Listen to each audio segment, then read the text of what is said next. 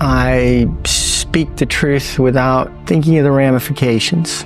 The recipe for success isn't hard. Study successful people. Read successful people. How do you expect to be successful if you don't learn, read, and associate? You can't. We could probably just drop the microphone right there. It's a team sport. Politics is a team sport. Business is a team sport. And you have to build teams. And doctors we're not trained to do that. Life's not supposed to be easy. No, it's not. Get over that. It's fine. It's going to be staticky. Struggles. Yeah, it's going to be staticky. You can't have joy without pain. It's a transformational thing to look death in the face like this. It's a transformational thing, and I try to remind myself of it probably every day. You don't look back and regret on things you did, it's things you don't do. It's the same for us, Victor. It's the same for us. We're the CEO. Everybody comes to us. What do I do now, Dr. Pittman? How do you want it set up? Blah, blah, blah, blah, blah.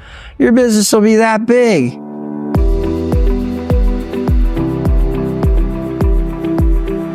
Well, guys, we made it to Florida for another one of these films, and I appreciate everybody taking the time to take a look at these films. As you know, it's been really inspirational to sit with MDs, some that we've known for a while, some that we've just met. Today, I'm sitting with Dr. Chris Pittman. This is an interventional radiologist who saw the way that I'm going to put it is you had vision.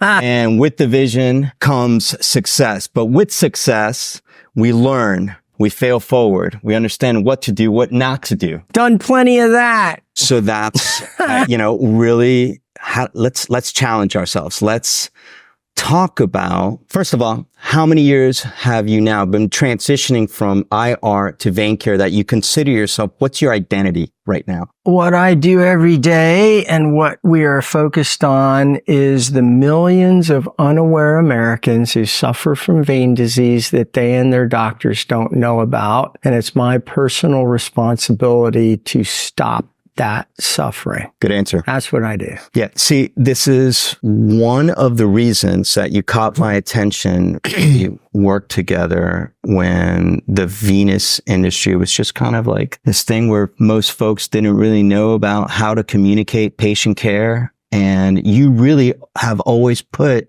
patient care first. Kind of like I think that the success of any practitioner, really when they have their mindset or they're aligned accordingly, when their value system is aligned to where they need to be, which why they got into this profession to begin with is to take care of the patients, then is when success comes. But we could sit here all day and we could talk about so many accomplishments that you've done. What I want to know is how do we talk about your success without mentioning vein care? I'm completely authentic. I speak the truth without thinking of the ramifications. I've had a lot of great mentors. I read a lot of books. I follow a lot of people. We were talking about Gary Vee before we got on camera. Hey, Gary Vee. I'm a huge Jordan Peterson fan and Elon Musk. The recipe for success isn't hard. Study successful people. Read successful people and books. If you want to be a millionaire, I was taught years ago two things. You're the same person today as 5 years from now, except for two things: who you hang out with and what you read. The way you become a doctor is you read a bunch of stuff, right? And then you hang out with doctors, and then you get to be monotone like I am as a radiologist, right? Yeah. So that's a simple recipe for success in anything. People wonder why half of people are divorced. Well, you haven't read. You don't hang around people with good marriages. Yeah. So it doesn't matter what it is. If you want to be really successful at something, you better read about it. So I was taught that a long time ago, but Jordan Peterson talks about aiming high and telling the truth. Aim high and tell the truth. Another big guy I love. The guy's a business genius, but he grew the largest hedge fund company in the world is Ray Dalio. And I was privileged to study him probably 5 years ago in my CEO group, because anything I say, I'm doing. I don't tell other people to do stuff that I'm not doing or putting my money where my mouth is. So there's Dr. Pittman, the warm-hearted medical director, and then there's Dr. Pittman, the cold-hearted, steely CEO. It's kind of a joke. Nearly 10 years ago, I humbled myself to CEO groups. I'd already done a lot of reading, but you can't read yourself to being a physician, right? You learn your craft in your internship, residency, and fellowship. So this is all part of the answer. I spend probably 2.5 days a month out of my office with uber successful CEOs for almost 10 years. In fact, I'm in 2 groups. So I associate. So I didn't get an MBA. I resisted, let's be a student for some more time, because I was almost 31. I was a student. We're real good at a man with experience or a woman with experience is never at the mercy of a man or woman with a degree. I did a practical thing. So I've hung out with these CEO groups and I've learned to think how they think. And it's completely different from physicianing, completely. And if I'm granted enough time, I will write a book on the difference. It's a big difference in how we're wired. And that's a whole topic in and of itself. I've associated, and that's changed the way I think it's made a huge difference to our company. But I would say it's just aim high, tell the truth. Ray Dalio talks about radical truth and transparency. Radical truth and transparency. He has videos. It's like 1,600 employees or 16,000. There's videos everywhere. Watch his TED Talk. I don't have time to get into it. I watched that TED Talk 200 times. I'm reading Principles. Guy's amazing. Yeah. So one of our core values, because it's another thing, we're mission, vision driven and guided by core values. Core values are not aspirational. There's something. So these are just fundamental concepts. There's nothing I've made up. It's just, how do you expect to be successful if you don't learn, read, and associate? You can't. You have to do both. Yeah. Reading alone's not enough. Experience alone might be enough, and it is for a lot of people, but doing both will really accelerate. So one of our core values is transparent communication, and my staff will tell you, I don't filter anything because we don't take anything personal. Yep. And Dalio will tell you 1 out of 3 people can't live in that environment. And it's true. There are some people, they cannot be transparent. They can't. It's impossible. And I am. And we don't take anything personally. And honestly, I do that outside of my business. I do that in board meetings and stuff. And sometimes it's intense for people. Yeah. I did it last night. I was on a board of a national organization. And I'm sure I scare people because I'm telling exactly what I'm thinking. But I've always known you to be like that, Chris. And I've always known you've always been transparent, and that business is not taught in medical school. You're not going through any MBA programs in your residency. And so now you're out in the world and it's, okay, how do I adapt? So you seem to have had that light switch, that interest since I met you. You've had that entrepreneur kind of mindset. Fair. Right. And so then you were able to position yourself because you're awake to understand I need to associate and how I'm going to associate with people who know more than me. And that's how I'm going to take best practices from that to carry on and take those ingredients. And how can I take those ingredients to put into my own recipe of success? Right. It sounds about right. Here's why I'm laughing because, I have so many sayings, but one of them is, Victor, the doctor's always the smartest guy in the room, or gal. I tell everybody that. I tell some vendor, I met him a minute ago, don't ever forget the doctor's the smartest guy in the room, or gal. But here's the issue. That's kind of a setup, because we do run the largest independent network of vein docs in the United States, and they pay us a little bit of money for our advice. And this is one of the first things I tell them is, don't forget, you're always the smartest person in the room, but you didn't learn your craft. So I want to tie this together by reading a book. Exactly. Ultimately, you got to go do it, right? Internship, residency, fellowship. That's where you learn your craft. And what doctors confuse is intelligence with experience. So there's no doubt, ladies and gentlemen, I'm smarter than Victor Surgato, But here's what they lose that, we met over 10, 12 years ago. Yeah. I don't have the experience of Victor Surgato. That's what doctors get totally wrapped around the axle on. You're definitely smarter than your attorney and your accountant. I'm kind of joking, but not by much. But I don't have the experience of my health law attorney. I meet with her every month, whether I have an issue to discuss or not. And I recommend everybody do that. It's made a huge difference. Most doctors, I don't want to pay him $50. We can do this. We'll just wing it on the contract. but they'll decry some person who doesn't want to pay him $50 to see him in the office. You follow me? Yep. Accountant, we'll meet with the accountant once a year. Are you crazy? Your attorney and your accountant, consultants, that's what doctors mess up on.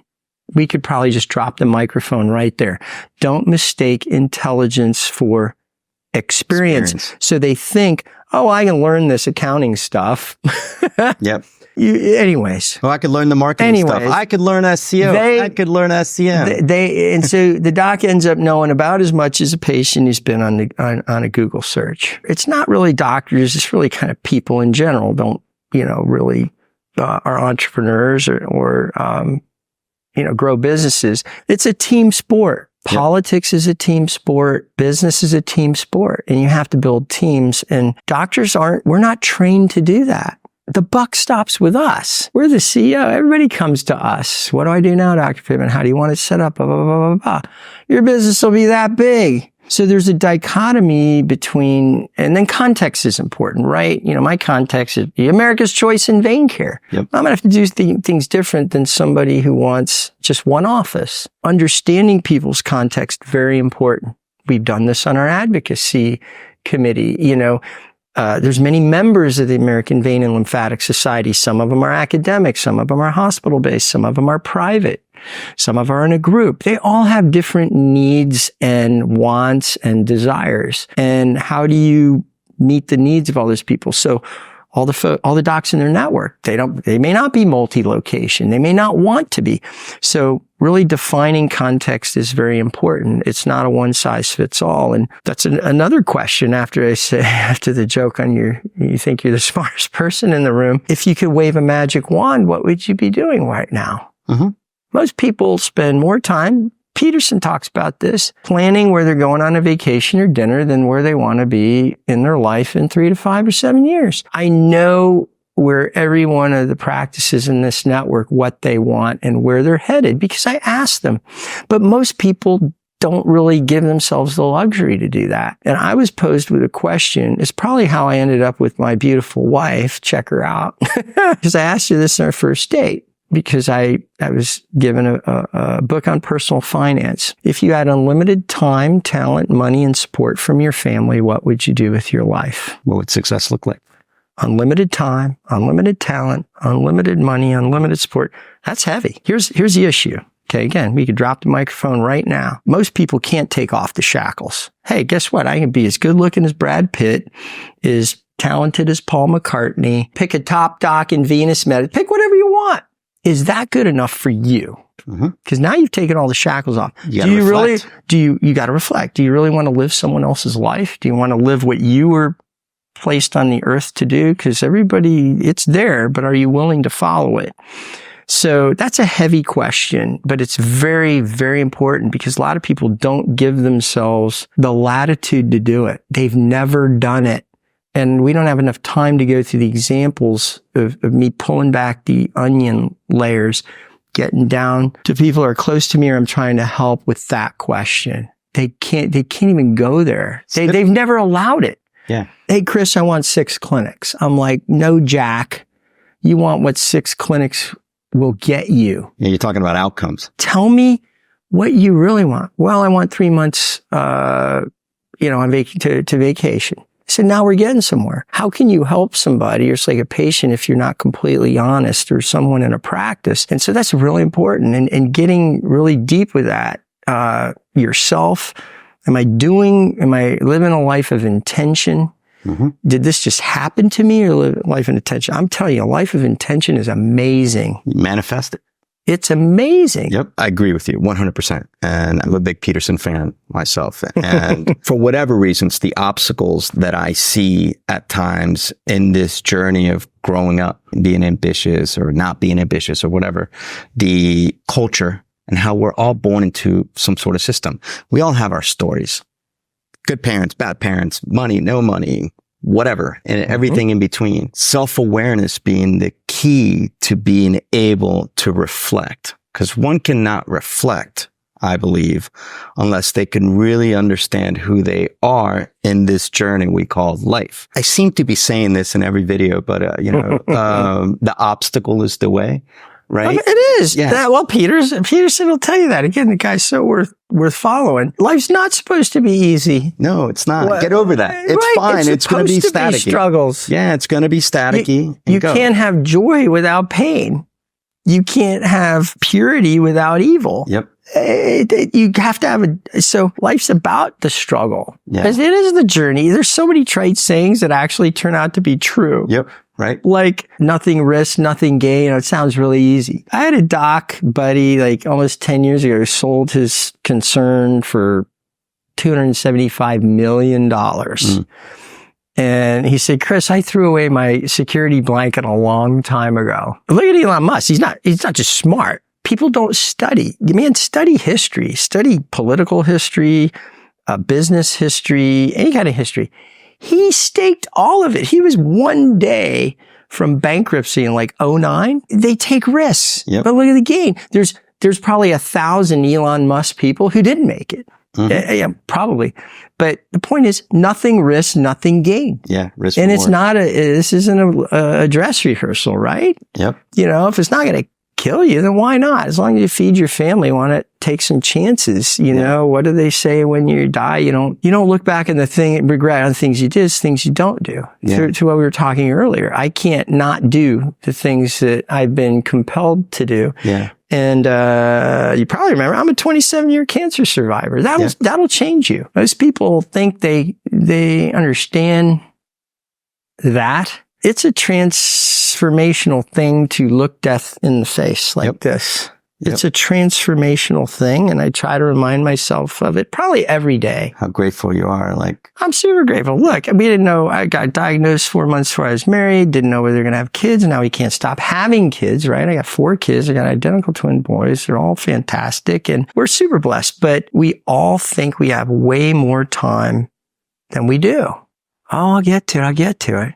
Man, we're old, man. You know, it's like, get going. You know, I'm like, wow, he's in pain. Because I'm not going to waste a single minute. exactly. I'll mess this up. But I think Buddha was asked, you know, he's a big deal guy for a lot of people, was asked, what's the most important thing that most people don't get? And I'm paraphrasing, is basically that time is fleeting and we don't have that much time. Yeah. That's what Buddha says.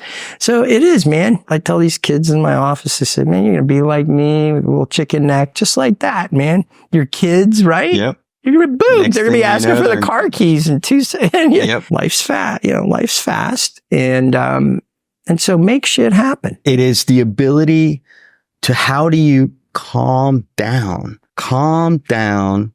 and reflect and really think about the people who love you in your life, who you love, and the passions that you have, and understand that in some way, shape, or form, we have to fail forward to make things happen. None of us are going to sit here with a magic wand and say, I'm going to develop, a media company and it's going to turn into VaynerMedia, for example, 14. That's not me. Yeah. I don't want that, but I found my sweet spot.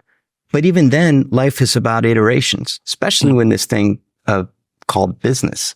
And what we're doing to create growth is that, okay, we can ideate and we can say we can do this because the market looks like this could be something that we could have fun doing and help a lot of people doing.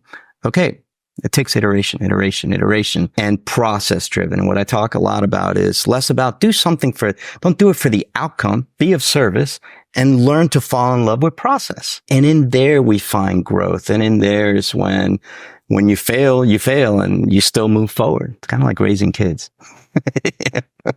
in a sense. There's nothing new under the sun. Actually, I think that's a quote from the Bible. If you want to think better, feed your brain better. Look, my kids are like everybody else's kids. My right arm's made out of McDonald's because that was how we grew up in the 70s and the 80s, right? Now my kids would be taught dead eating McDonald's like a lot of other kids, and I'm glad for that. Here's my point, because I'm picking on the kids or the post-millennials or millennials.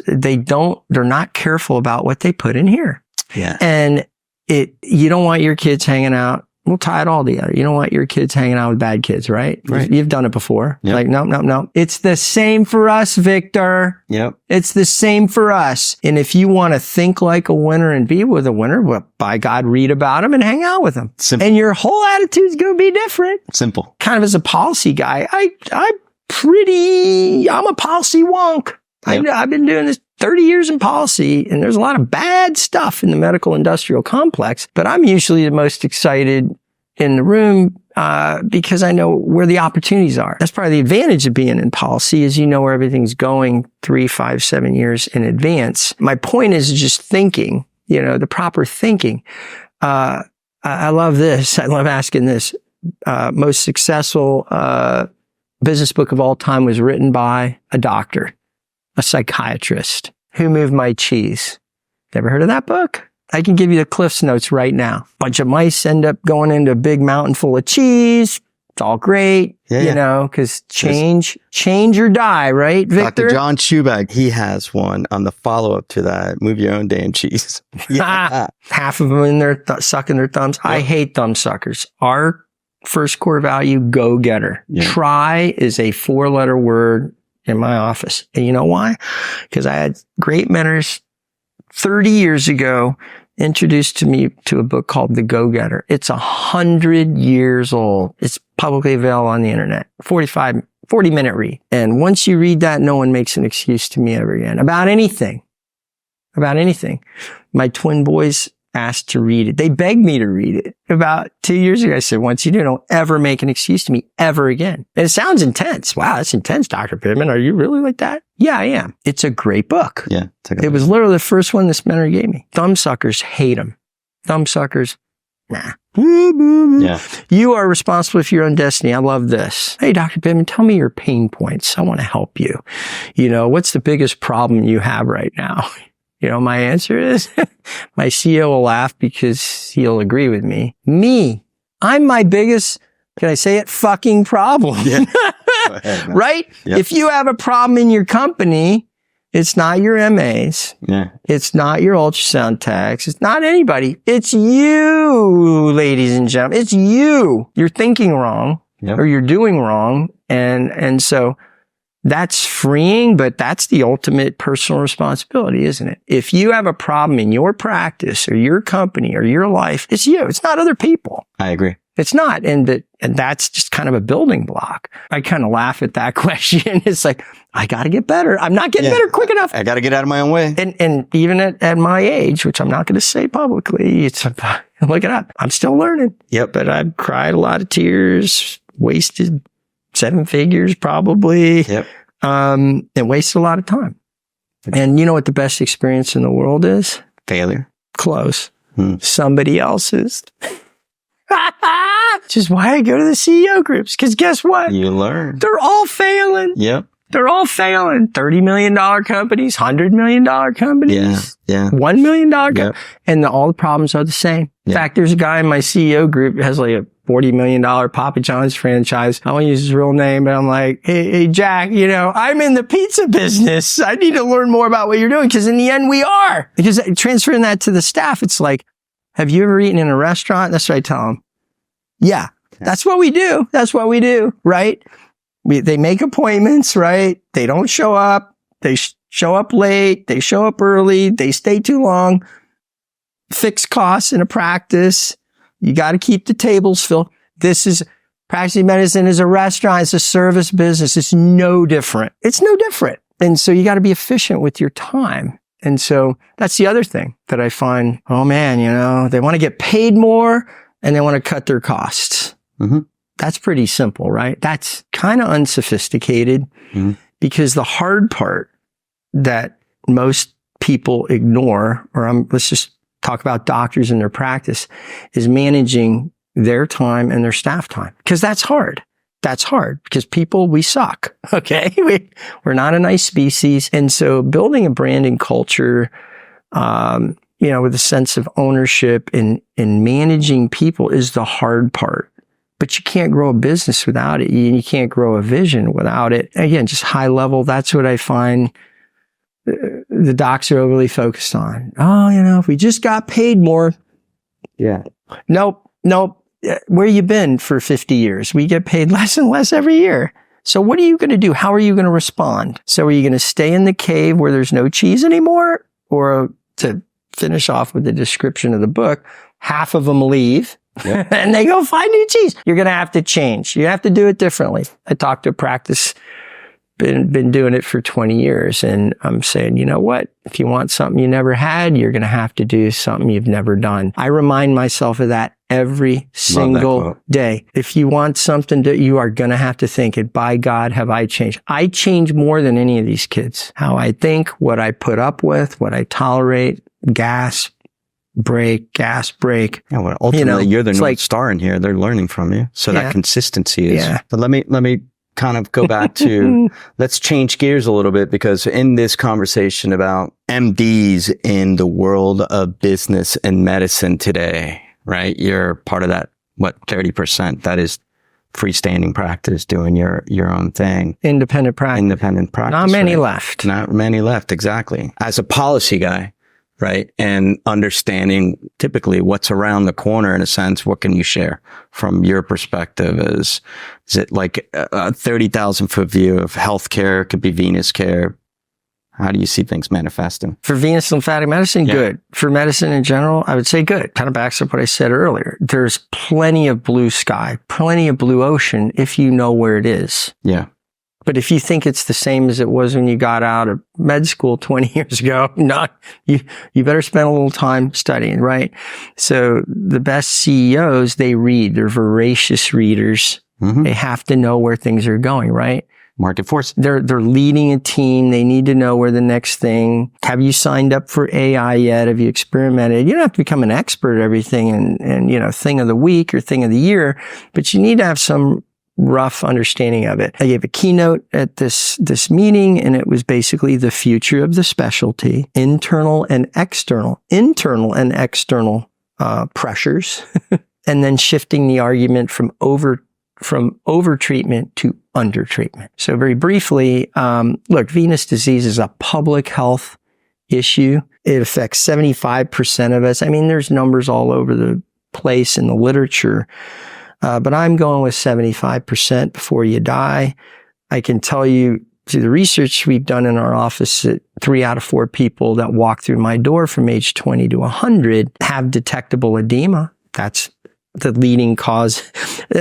Edema is caused by venous disease that's undiagnosed. I can tell you it's at least 75%. Mm-hmm.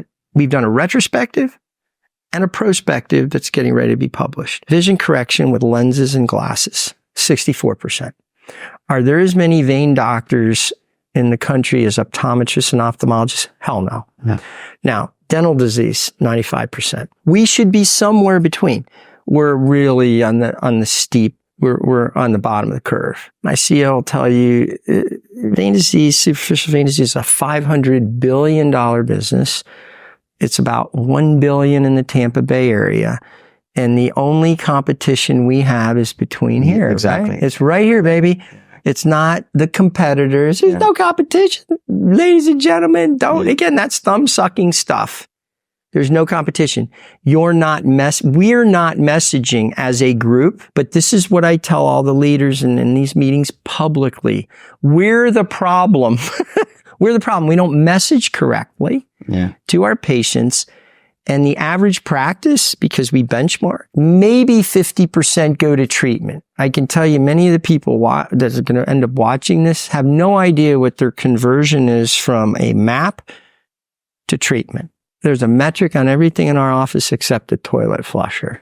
We're not messaging correctly. We have no competition. Yeah, you message on modalities. You don't message on what the patient really needs. We need, here's the messaging, it's the dental disease. It's like everybody understands that. Everybody understands dentistry because 1 out of 3 patients we see have already been treated somewhere, like a lot of other people. All the places they've come from, they've never told them that they have a chronic progressive disease process. They're not told that.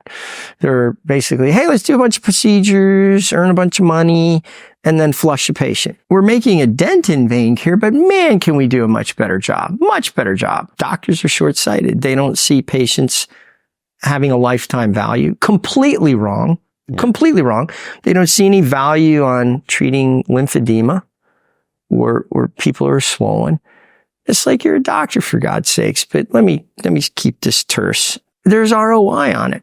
It should be just like the dentist. So I tell them, I don't care if I treat you or some two-bit place, everybody's going to need ongoing treatment. We all know that, but we don't tell them that because we just want to do the procedures and move on. So we don't do that. It's just like dental disease. I don't care how clean we make your mouth, right? I don't care how much you brush your teeth. If you don't see the dentist on a routine basis, you're going to get tartar. And if you wait long enough, you're going to get cavities. Same with your legs, because we've all seen them. Whether you've treated them or someone else, they'll go right back to where they started. You wait enough time. They'll go right back to where they started, and then worse, right? And if all you're doing thermal and not foam, because sorry, I got to get the foam in there, right? Because I'm a foamaholic. You can't meet the needs of a patient for the rest of their lives if you don't do foam. I hammer that with our patients. This is dental disease. It's no different. And you don't have to brush and floss between visits. Most people do. And this is our brushing and flossing. Sorry, I'm trying out some hose today, so I'm not really fashion forward. But if you want a longer life and a longer career, then you're going to wear compression. How often do I need to wear it, doctor? How often you brush your teeth? You're going to get tartar on your legs. And if you wait long enough, you'll get cavities, otherwise known as an ulcer. So it's a beautiful analogy. Absolutely love it. And we're somewhere right below dentistry and more than this. What's your personal desired state with your business and you as a physician? Because you evolved, right? You're an interventional radiologist doing some complex, and I know your background, you've done some complex procedures. You're not doing that anymore, are you? Literally, I'm not. Okay. Technically, what I'm doing is way more complicated than stroke intervention because I'm having a little poetic license. Yeah. Because we're running a few companies and all that. And I've learned, changed a lot and all of these things. But no, I'm not. And because I recognize that this is like discovering dentistry last year. It's a public health thing. It's very common. And it was a very worthy thing to dedicate a life to. It's completely worthy. And there's not enough of us. If all the patients tomorrow or over the next couple months with wounds, with venous leg ulcers in this country, we're all referred to vein doctors tomorrow, there just wouldn't be enough. You wouldn't be able to handle the business. Now and forever, actually. And some members of AVLS have proved that. It's in the talk. I mean, not even close. Like I think 2% of eligible Medicare population, because we run the numbers, with a venous leg ulcer ever see a vein doctor. It's that crazy. So don't tell me you got competition.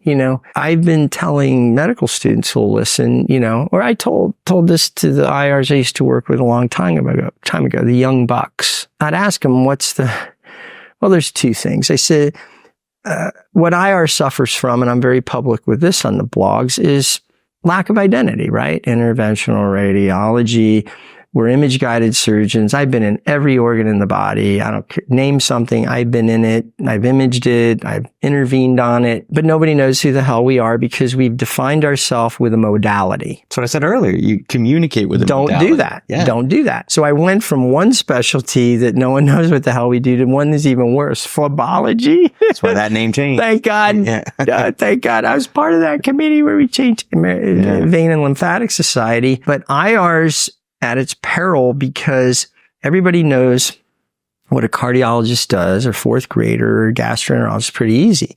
But we've defined ourselves with a modality and you shouldn't do that. You need to define yourself with an organ system. I got a few favorite cartoons in medicine, but one of them is the residency director, because about 25 years ago, there was this debate. Do you want to be an MRologist or a CT fellow? The young resident candidate comes in and the residency director says, should we be modality based or organ system based? And of course, the young buck says, we should be modality based. And the residency director takes a cup of coffee, a little sip, and goes, I'm the best damn pneumoencephalographer in the department.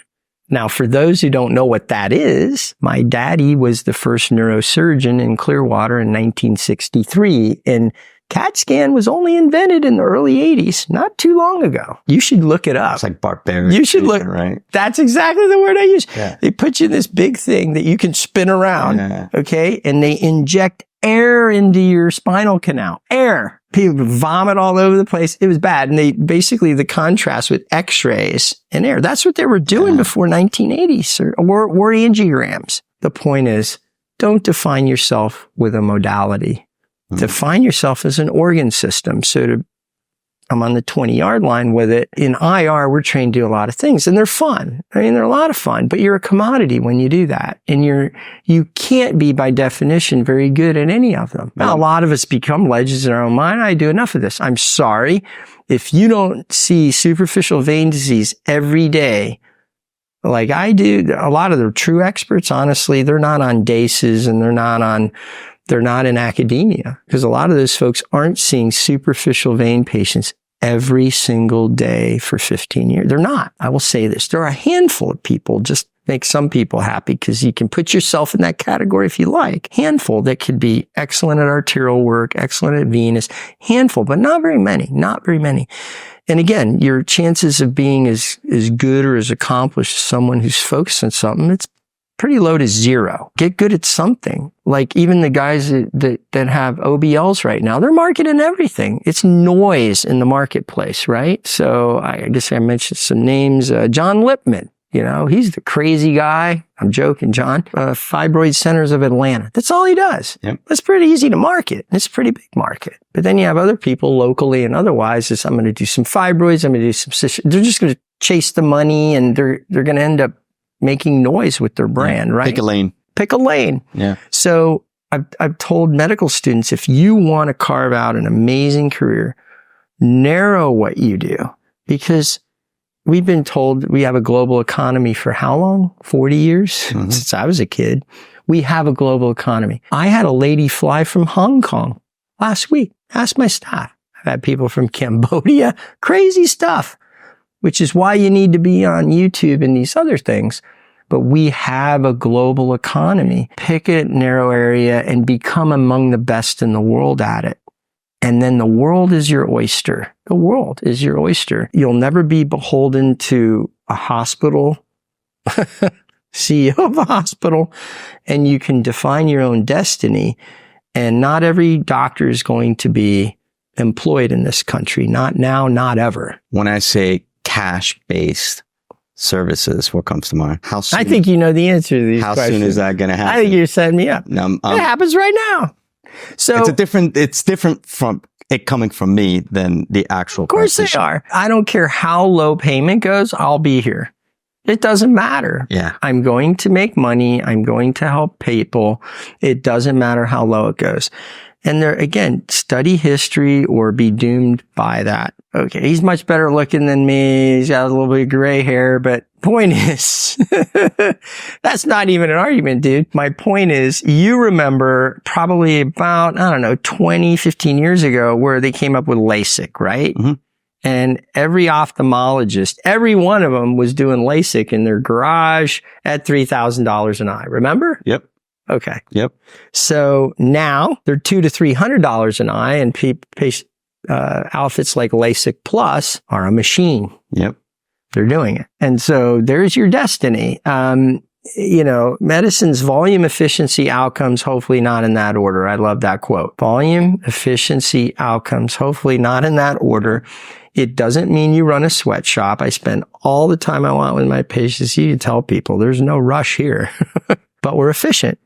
And that's the hard part, because you have to manage a team in order to be efficient. Yeah, people are going to pay. That's the blue sky. Insurance, the genie's out of the bottle. Vein care is not going away. People are going to pay for it. And with certain modalities, you can charge not a whole lot of money and still make a good profit. Yep. Right? Yep. Yeah. We know what I'm talking about, but I won't mention it. So let me ask you, give me your 3 ingredients. I mean, I understand one of the hardest things is to run a team. Oh yeah. And how you doing with your family? Let me tell you this. Preacher years ago said, Chris, you got marriage problems. You know how I know? You're married. I love that. Because Victor, it's true. It's true. Every one of y'all. We're all human beings. Yeah, exactly. So get real about that. Mm-hmm. It's supposed to be a struggle too. Life's supposed to be a struggle. It's supposed to be a struggle. Ask Jordan Peterson. We don't have to get off on that. But here's what I tell people in the audience or my this MSO group. You have practice problems. You know how I know? You have a practice. Don't tell me everything's going great. I know it's not going great. I'm like a priest. I'm in a lot of practices. They all have problems. I mean, I'm completely shocked at some of these monstrous companies, again, that I hang out with and some of the stuff they're dealing with. I'm like, holy moly. Everybody's got these issues, but how do you wrap your head around them, minimize them? Well, you already know the answer to that. Read and associate, right?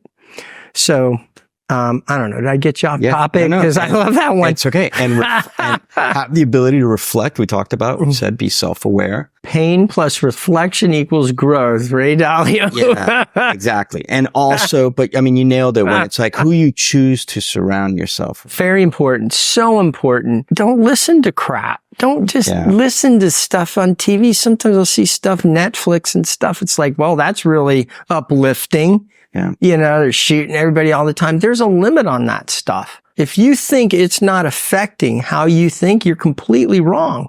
People, you know, whodunits and the lying and the cheating and the double dealing. I get it. It's entertainment, but you can OD on that crap. How about ODing on some of the best books in the world? The kind of books I'm not going to have anything to leave to my kids, but I already have a will that says, if you want any of this stuff, read these books. I got a list. Yep.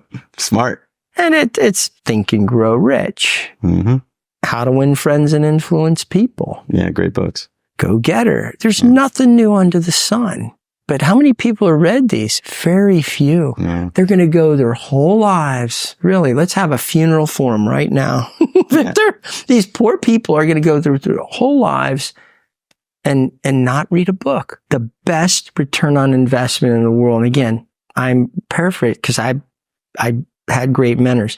The best return on investment in the world is a book. Mm-hmm. Because you can buy a man or woman's life experience for $30, read it in a few hours, get 30, let's just say 30 years of experience. If you read 100 of those books, how much experience do you have? 3,000 years. Yeah, I agree. Yeah. Guess what? I've read well over 100 good books, and I've reread some of them. Yeah. It's transformational. I'm a weirdo. I mean, I don't know. There's other weirdos out there, but you are so, you can't, it's hard to relate to people that have not read some of the best books ever written. Yeah, I'm crazy. A constant reader. I'm an audiobook guy because I like to train, work out, go on my walks, and do the audio thing and hack myself in my time. It's so important. Yeah, so important. And, you know, and I think, like, first of all, like, thank you for sitting down and sharing. I thought we were just getting started. No, I've had fun. Sharing time with me, you know, and like, thanks for being here. I mean, I think at the end of the day, that's the mission for me is to be of service using the skills that I have and to be able to, what I call this is the reporting aspect of my business model, right? I look at it in three facets. Leadership. I think that we should all of us that are in leadership positions that have the experience, that have the knowledge base should share this. But it's not like I'm going to go out there and I'm going to always talk about how great I am and how much I know. So I also like to discover. So leadership, discover, and reporting. Discovering is that I love reading.